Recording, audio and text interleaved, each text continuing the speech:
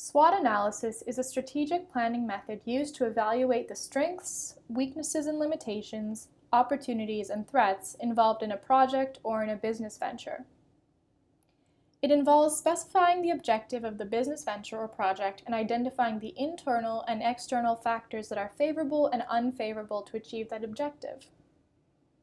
The technique is credited to Albert Humphrey, who led a convention at Stanford University in the 1960s and 1970s using data from Fortune 500 companies. Looking at the 4 elements of SWOT. In Quadrant 1, we have strengths, the competitive advantages of a team or business. In Quadrant 2, the weaknesses, the inherent disadvantages or liabilities.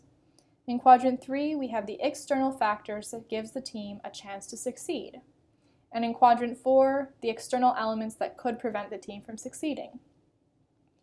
The fundamental concept behind SWOT can be traced as far back as Sun Tzu's Art of War.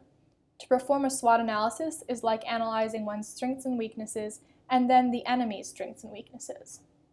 Sun Tzu writes, "It is said that if you know your enemies and know yourself, you will not be imperiled in 100 battles. If you do not know your enemies but do know yourself, you will win one and lose one.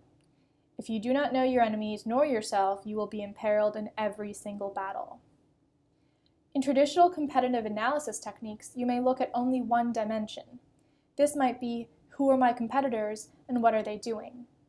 However, with SWOT, you're forced to evaluate your own abilities in context of the opportunities and threats.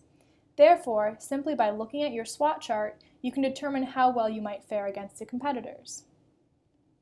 The beauty of using SWOT is that it is very visual. If you have few strengths and a lot of weaknesses, then in one glance it would be apparent where you should be spending your efforts. Conversely, if the opportunities are small but the threats are many, then this might not be a great opportunity.